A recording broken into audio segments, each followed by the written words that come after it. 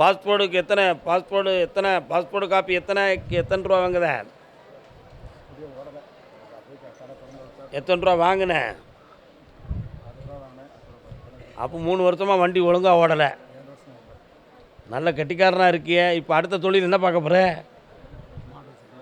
கண்ணை மூடு. 3 மாத காலம் அவகாசம் இருக்குது. பொறுமையாக இருந்துக்கோ. கடை பக்கம் போகாத. இப்போதைக்கு வேண்டாம். 3 மாதம் பொறுமையாயிரு. இப்போதைக்கு இருக்கக்கூடிய வருமானத்தை கூட்டித்தாரேன். நவீன முறையில் உனக்கு கருவிகளை வச்சு தொழில் நடத்தித்தாரேன். உன் கடனை தீர்த்து வெற்றியாகிற 3 முறை என்னைய பார்க்க வந்துக்கோ. கர்மசாமிக்கு திருநெல்வேலி பக்கம் பிள்ளையின் திருமண வாழ்க்கையை பற்றி கேட்டு வந்தவங்க. எந்த ஊர்? திருநெல்வேலியில் டவுனு. வாங்க.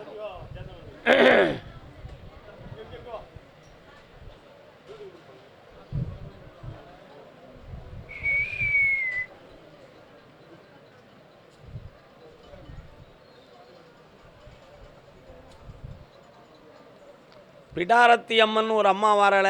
பிட்டாத்தி அம்மன் எங்கே இருக்கா? காலில் வந்துட்டு வாங்க.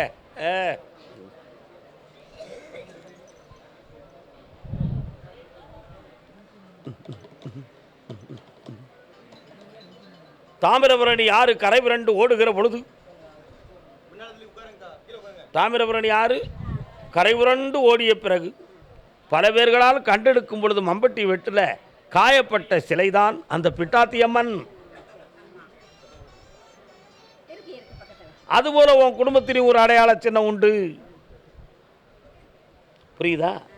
இப்போ உன்னுடைய கட்டுமனைக்கு நான் போய் பார்க்கும் பொழுது சிவபெருமான் வந்து நிற்கிறார். சிவன் கோயிலுக்கு எதுவும் வேண்டுதல் பண்ணியிருக்கீங்களா?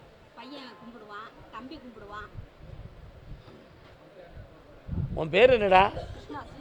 எங்கே வேலை பார்க்க? கால் வந்துட்டு வா. நீ உட்கார்.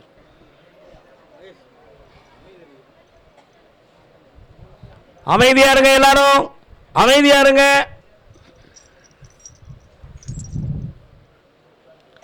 கண் முன்னே இப்போ யாருக்கு கல்யாணம் நடக்கணும்? மகளுக்கு கல்யாணம் முடிஞ்சு வேண்டான்னு குழந்தை விட்டாரு.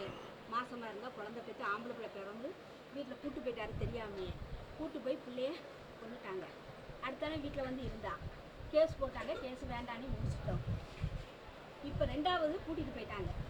யாரை கொண்டாங்க? பேரனை. உன் பிள்ளை அங்கே வாழ்றது சரியா தப்பான்னு நான் முடிவு எடுக்கணும். அவளை வீடு கொண்டு வந்து சேர்க்கறதே மிக சரி. இல்லைன்னா அந்த குழந்தையை கொன்ற கேஸு வெளியாயிரும்னு சொல்லி மறைச்சி வச்சுருக்காங்க. அதனால்